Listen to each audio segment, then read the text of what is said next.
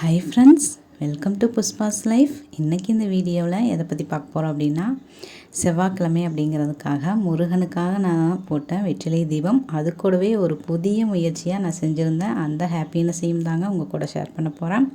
கண்டிப்பாக இந்த பதிவு உங்களுக்கு ஒரு ஹாப்பினஸையும் ஒரு பாசிட்டிவ் வைப்ஸையும் கொடுக்கும். வாங்க வீடியோக்குள்ளே போயிடலாம். அதுக்கு முன்னாடி நம்ம ஃபேமிலியில் இருக்கிற எல்லா சிஸ்டர்ஸ்க்குமே மிகப்பெரிய ஒரு ஹாய் சொல்லிக்கிறேங்க. Hi Anitha sister, hi Priya sister, hi Pushpavathi sister, Sheela sister, அதுக்கப்புறம் விஜி சிஸ்டர், அதுக்கப்புறம் நம்ம வாசுகி சிஸ்டர். இன்னும் நான் யாரையெல்லாம் விட்டுட்டேன் அப்படிங்கிறது தெரியல. கண்டிப்பாக கமெண்ட்ஸில் வந்து ஞாபகப்படுத்துங்க. இன்றைக்கி பார்த்தீங்க அப்படின்னா 4:20 அப்படிங்கும்போது தாங்க எழுந்திரிச்சேன். 3 மணிங்கும்போது தூக்கம் தெளிஞ்சது. இருந்தாலும் 4:20 ஆயிடுச்சு எழுந்திரிக்கும்போது. அதுக்கப்புறம் சரி எக்ஸசைஸ் செஞ்சிடலான்ட்டு எப்போ போலவே எக்ஸசைஸ் செஞ்சுட்டு என்னோடய ப்ரெஸ்அப் ஆகிட்டு வர்றதுக்கு பார்த்திங்கன்னா 5:20 ஆயிடுச்சு.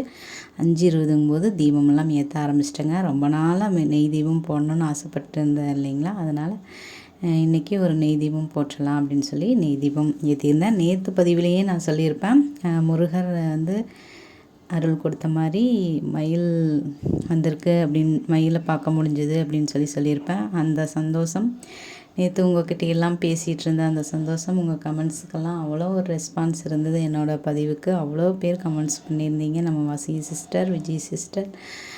நேற்று கொஞ்சம் இந்த பிரச்சனைகளை பற்றி கொஞ்சம் பேசியிருந்ததுனால நிறைய பேர் உங்களோட ஆறுதலான வார்த்தைகளை கொடுத்துருந்தீங்க. எல்லாத்துக்குமே மிகப்பெரிய நன்றி நான் தெரிவிச்சுக்கிறேங்க. அப்புறம் நேற்று நான் சாப்பிடாமல் தூங்கிட்டேன் அப்படிங்கிறதுனால வாசி சிஸ்டர் ரொம்ப வருத்தப்பட்டேன்னு சொல்லியிருந்தாங்க. அவங்களோட அன்பையும் பக்கத்தில் இருந்தேன் அப்படின்னா நான் ஊட்டியே விட்டுருப்பேன் அப்படின்னு சொல்லியிருந்தாங்க. ரொம்ப நன்றி வாசி சிஸ்டர். என் உடன் பிறவா சகோதரி மாதிரி தான் எப்போவுமே நான் உங்களை நினைக்கிறேன். நீங்களும் அப்படி தான் நினைக்கிறீங்கிறத நீங்கள் சொல்லும்போதே எனக்கு புரிஞ்சுது. நான் இப்போல்லாம் சாப்பாட்டு மேலையெல்லாம் எந்த ஒரு கோவத்தையுமே காட்டினதில்லைங்க. இத்தனை வருஷத்தில் நான் இப்போ தான் ஃபஸ்ட் டைமாக காட்டுறேன். நான் எப்போவுமே மற்றவங்களுக்காக, அந்த சிஸ்டர் சொன்ன மாதிரி தான், மற்றவங்களுக்காக நம்ம சாப்பாட்டு மேலேயும் சரி நம்ம மேலேயும் சரி கோபத்தை, ஒருத்தர்கிட்ட இருக்கிற கோபத்தை இன்னொருத்தர் மேலே என்றைக்குமே நான் காட்டினது இல்லைங்க. இன்றைக்கி தான் பார்த்திங்கன்னா சும்மா விளையாட்டுக்காக நான் அப்படி சொல்லியிருந்தேன். அப்படி சொன்னாவது ஒரு வேளை மாறுவாங்களோ அப்படிங்கிற ஒரு விளையாட்டுக்காக நான் சொன்னது தான். ஆனால் பார்த்திங்கன்னா அதுவே சீரியஸ் ஆயிடுச்சு. நானும் அதை உங்களோட கமெண்ட்ஸ் எல்லாம் படிச்சுட்டு பார்த்திங்கன்னா ஒரு சந்தோஷத்துலேயே நானும் அதை மறந்து அப்படியே தூங்கிட்டேன். ஆனால் அது ஒரு வகையில் எனக்கு நன்மையாக தான் முடிஞ்சுது. என்ன அப்படின்னா, அடுத்த நாள் முருகருக்காக வெற்றிலை தீபம் போடலாங்கிறதுக்கு தாங்க இப்போ ரெடி பண்ணிகிட்ருக்கிறேன். அதுக்கு வந்து நான் விரதம் இருந்து, இந்த சஷ்டி விரதமெல்லாம் எல்லோரும் இருக்கிறாங்க இல்லைங்களா, அந்த மாதிரியெல்லாம் என்னால் இருக்க முடியாது. நான் இருந்து பழக்கம் இல்லை. ஆனால் முருகனுக்காக இன்றைக்கி விரதம் இருந்த மாதிரி தான் எனக்கு தோணுச்சு. அவ்வளோ ஒரு எனக்கு வந்து அது ஒரு பெரிய விஷயமா இல்லை. எனக்கு அதுவுமே ஒரு நன்மைக்காக நடந்த மாதிரி தான் தோணுச்சு. என்ன அப்படின்னா, இன்றைக்கி விரதம் இருந்து இன்றைக்கி வெற்றிலை தீபம், அது கூடவே ஒரு புதிய முயற்சின்னு சொன்னேன் இல்லைங்களா, அந்த புதிய முயற்சியை செய்கிறதுக்குண்டான ஒரு க்ரியேட்டிவிட்டியை இந்த செயல் எனக்கு கொடுத்துச்சு அப்படிங்கிறதுல எனக்கு ரொம்ப மகிழ்ச்சிங்க. அதுதாங்க இது. இங்கே பாருங்கள், நம்மளோட வேலுக்கு வந்து இன்றைக்கி அபிஷேகம் நான் இப்போது முருகருக்கும் பொட்டு வைக்கும்போது வேலுக்கும் பொட்டு வச்சேன். அப்படி வைக்கும்போது சரி நம்ம அபிஷேகம் பண்ணலாமா அப்படிங்கிற ஒரு எண்ணம் வந்தது எனக்கு. வந்து விக்கிரகம், அதாவது சிலையெல்லாம் வாங்கி, முருகர் சிலை இந்த மாதிரி, அதுக்கப்புறம் அன்னலட்சுமி சிலை, இந்த மாதிரி 2 சிலையும் வாங்கணும்னு எனக்கு ரொம்ப நாள் ஆசை. அந்த சிலைக்கு வந்து அபிஷேகம் பண்ணி பார்க்கணுன்னு ரொம்ப நாள் ஆசை. நிறைய பேர் அபிஷேகம் பண்ணுறதை நான் பார்த்துருக்குறேன். அதனால் எனக்கு ரொம்ப நாள் ஆசை. அப்படி இருக்கும்போது சரி இந்த வேலுக்கே நம்ம அபிஷேகம் பண்ணலாம் அப்படிங்கிற மாதிரி ஒரு எண்ணம் தோணுச்சு. இது வந்து நான் நேற்றெல்லாம் டிசைட் பண்ணல, இப்போ திடீர்னு தோணுனது தான். இது பார்த்திங்க அப்படின்னா எனக்கு அவ்வளோ எனக்கு எப்படி சொல்கிறதுனே தெரியலைங்க. மற்றவங்கிட்ட கூலாக இருன்னு சொல்லுவோம் நாம். இந்த அபிஷேகம் செய்யும்போது என்னோடய மனசு அவ்வளோ ஒரு குளிர்ந்துருச்சு அப்படின்னே சொல்லுவேன். இது நம்ம ஒரு தெய்வத்துக்கும் சரி, நம்ம அபிஷேகம் செய்யும்போது அவங்களோட மனசை நம்ம குளிர் வைக்கிறோம் அப்படின்னு தான் சொல்லுவாங்க. ஆனால் என்னோடய மனசு அவ்வளோ ஒரு குளிர்ச்சியாக, எனக்கு எப்படி சொல்கிறதுன்னு தெரியல. இன்றைக்கி பார்த்திங்கன்னா அவ்வளோ ஒரு ஹாப்பினஸ்ஸாக இருந்ததுங்க. அதாவது நம்ம ஒரு இது வாங்கி தான் நம்ம செய்யணும் அப்படின்னு நினச்சிட்டு இருக்கும்போது, நம்மக்கிட்டேயே இருக்கிற நம்ம வேலை வச்சே நம்மளால் அபிஷேகம் பண்ண முடிஞ்சுது அப்படிங்கும்போது எனக்கு அவ்வளோ ஒரு ஹாப்பினஸ்ஸாக இருந்துச்சுங்க. இன்றைக்கி பார்த்திங்க அப்படின்னா மஞ்சள், அதுக்கப்புறம் குங்குமம், அதுக்கப்புறம் தண்ணி, இந்த 3 வச்சு தாங்க அபிஷேகம் செஞ்சுருந்தேன். அதுக்கப்புறம் பார்த்திங்கன்னா இன்றைக்கி விஜய் சிஸ்டரோட அந்த அவங்களோட சேனல் பார்த்துருந்தேங்க. அதில் தான் அவங்களும் சொல்லியிருந்தாங்க, விக்கிரகமெல்லாம் வச்சு வழிபட்டோம் அப்படின்னா நிறைய ரூல்ஸ் எல்லாம் சொல்கிறாங்க. அதாவது டெய்லியுமா இல்லைனா வாரத்தில் ஒரு தடவையோ அந்த மாதிரி அபிஷேகமெல்லாம் செஞ்சிடணும், நெய்வேத்தியமெல்லாம் வச்சிடணும், அப்படியெல்லாம் இல்லாமல் இருக்கக்கூடாது, அந்த மாதிரியெல்லாம் சொல்கிறாங்க அப்படின்னெல்லாம் சொல்லியிருந்தாங்க. இது பார்த்திங்கன்னா அந்த தண்ணியை வந்து நான் ஆலமரத்துக்கு தாங்க கொண்டு போய் ஊற்றுறேன். அதை வந்து ஃபோனை கொஞ்சம் இப்படி வச்சிட்டேன், அதனால் அது அப்படி தெரியுது, அதனால தான் சொல்கிறேன். விஜய் சிஸ்டரோட அந்த பதிவு பார்க்கும்போது அவங்க அப்படியே என்ன மாதிரியே சொல்லியிருந்தாங்க, நாம் இப்போ ஒரு சிலை வாங்குகிறோம் அப்படின்னா அதை நாம் எப்படி பயன்படுத்தணும், அதை ஒரு ஆசையில் தான் நம்ம வாங்கணும், அதுக்கு ஒரு அபிஷேகம் பண்ணணும் அப்படிங்கிற ஒரு ஆசையில் தானே நம்ம வாங்குகிறோம். கண்டிப்பாக அதை நம்ம ஃபாலோ பண்ணுவோம். மற்றவங்க சொல்கிறதெல்லாம் எப்படி சொல்கிறது, எடுத்துக்க வேண்டாங்கிற மாதிரி அவ்வளோ ஒரு அருமையாக சொல்லியிருந்தாங்க. ஆனால் நான் இது பண்ணி முடித்ததுக்கப்புறம் தான் நான் வந்து அவங்களோட அந்த பதிவு பார்த்துருந்தேங்க. அப்படியே என்னோடய எண்ணத்தில் எனக்கு தோணுன மாதிரியே அவங்களும் சொல்லியிருந்தாங்க. அந்த சிஸ்டரும் நம்மளை மாதிரி தான் இருப்பாங்க அப்படின்னு நினைக்கிறேன். நம்ம ஃபேமிலியில் ஒருத்தராகவும் மாறிட்டாங்க. Thank you Viji sister. இந்த வேலும் முருகரும் பார்த்திங்க அப்படின்னா என் பையனுக்கு கிஃப்டாக வந்தது தாங்க. அவனோட ஃப்ரெண்டு வாங்கி கொடுத்தது தான். ஆனால் இப்போ பார்த்திங்கன்னா நான் வழிபடுறதுக்கு உண்டான ஒரு அங்கமாகவே மாறிட்டாங்க 2 பேரும். அதாவது இந்த பக்கம் வீட்டுக்குள்ளே இருக்கிற அந்த படமெல்லாம் தான் நாங்கள் வாங்கினது. ஆனால் அது பெரிய படமாக இருக்கிறதுனால அதை கீழே வைக்கிறதுக்கு என்னால் முடியல. ஆனால் இந்த என் பையனோட அந்த முருகரும் இது வேலும் பார்த்திங்கன்னா எனக்கு அவ்வளோ ஒரு ஹெல்ப்ஃபுல்லாக இருக்குது. நானும் ஒரு விக்கிரகமெல்லாம் வாங்கணும்னு ஆசை இருக்குது. கண்டிப்பாக அதெல்லாம் நிறைவேறும்னு நினைக்கிறேன். அப்புறம் நான் எங்கள் வீட்டுக்கார்ட்ட சொல்லிகிட்டே இருப்பேன், வீடு கட்டும்போது கண்டிப்பாக எனக்கு ஒரு பூஜை அறை கட்டி கொடுத்துருங்க அப்படின்னு சொல்லிகிட்டே இருப்பேன். அதுவும் ஒரு நாளைக்கு நிறைவேறும் அப்படின்னு நான் நினைக்கிறேங்க. கண்டிப்பாக நம்மளோட எங்கூட பயணம் பண்ணுற நீங்களும் அதை கண்கூட பார்க்குறக்குண்டான ஒரு வாய்ப்பு கிடைக்கும் அப்படின்னு நான் நம்புகிறேன். நாம் இப்படியே இருந்துட மாட்டோம், கண்டிப்பாக நிலைமை மாறும் அப்படிங்கிற ஒரு நம்பிக்கையோடு தாங்க நானும் பயணம் பண்ணிகிட்ருக்கிறேன்.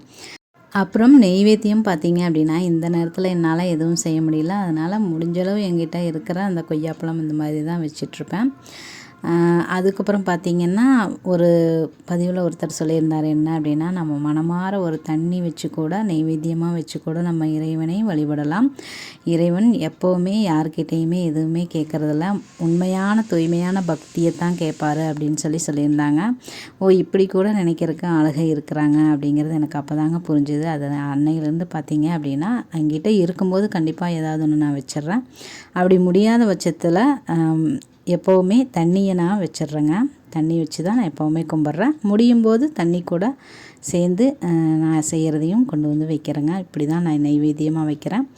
இது உங்களுக்கு கொஞ்சம் என்ன மாதிரி இருக்கிற யாராவது ஒருத்தருக்கு யூஸ் ஆகும் அப்படிங்கிறதுக்காகத்தாங்க இதை சொல்கிறேன். அப்புறம் பார்த்திங்கன்னா நேற்று என்னோடய பிரச்சனைகளை கொஞ்சம் பேசுனதுனால நம்ம புஷ்பவதி சிஸ்டரும் ஃபீல் பண்ணி சொல்லியிருந்தாங்க. அவங்களோட பிரச்சனைகளையும் சொல்லியிருந்தாங்க. என்னோடய ஃபீலிங்ஸை யாருமே புரிஞ்சுக்கிறதில்ல, அண்டர்ஸ்டாண்ட் யாருமே பண்ணிக்கிறதில்ல என்ன அப்படிங்கிற மாதிரி சொல்லியிருந்தாங்க. நான் இந்த மாதிரி பேசுனதுனால அவங்க அப்படி யோசிச்சாங்களா என்ன அப்படிங்கிறது தெரியல. நாம் இப்போ ஒரு யூடியூப்குள்ளே வர்றோம் அப்படின்னா ஏதோ நம்மளோட சந்தோஷத்தை எப்படி சொல்கிறது, நம்ம கவலைகளை மறக்கிறதுக்காக தான் யூடியூப்குள்ளே வருவோம். அப்படி இருக்கும்போது நான் அவங்களோட பிரச்சனைகளை யோசிக்க வச்சுட்டனோ அப்படிங்கிற மாதிரி எனக்கு தோணுச்சு. சாரி புஷ்பவதி சிஸ்டர். எதுவாக இருந்தாலும் இன்பமோ துன்பமோ எதுவாக இருந்தாலும் நம்மளோட ஃபேமிலியோட நம்ம வாசிய சிஸ்டர் இருக்காங்க, Anitha sister, Priya sister, Sheela sister, அதுக்கப்புறம் விஜய் சிஸ்டர், இன்னும் யாரையெல்லாம் விட்டுட்டேன் அப்படின்னு தெரியல. எல்லாருமே நாம் சேர்ந்தே பயணிப்போம் சிஸ்டர். கண்டிப்பாக கவலைப்படாதீங்க, எதுவாக இருந்தாலும் ஒரு நாளைக்கு மாறும். எல்லாருமே வேணும்னு நினைக்கிறவங்களுக்கும் சரி, எல்லாருக்கும் நல்லது நினைக்கிறவங்களுக்கும் சரி, கண்டிப்பாக இந்த மாதிரி யாருமே நம்மளுக்கு துணை இல்லாத மாதிரி ஒரு ஃபீலிங் வரத்தான் செய்யும். அப்போ தான் நாம் ஒரு உண்மையை புரிஞ்சுக்கணும் சிஸ்டர். நாம் வந்து கடவுளோட அருள் நம்மளுக்கு எப்போவுமே உண்டு சிஸ்டர். நாம் மற்றவங்க நம்மளை புரிஞ்சுக்கிறதுக்கோ இல்லை மற்றவங்க நம்ம எதையாவது நம்மளுக்கு செய்கிறதுக்கோ நம்ம பிறக்கல சிஸ்டர். நாம் மற்றவங்களுக்காக அன்பை கொடுக்குறதா இருக்கலாம், அது எது வேணாலும் இருக்கலாம். மற்றவங்களுக்கு சேவைன்னு சொல்கிறதா எனக்கு என்னன்னு சொல்ல தெரியல. மற்றவங்களுக்கு ஒரு உறுதுணையாகவும் ஒரு அன்பாகவும் ஆறுதலாகவும் இருக்கிறதுக்காக தான் நாம் பிறந்திருக்கிறோம் அப்படிங்கிற ஒரு நம்பிக்கையோடு பயணம் பண்ணுங்கள் சிஸ்டர்.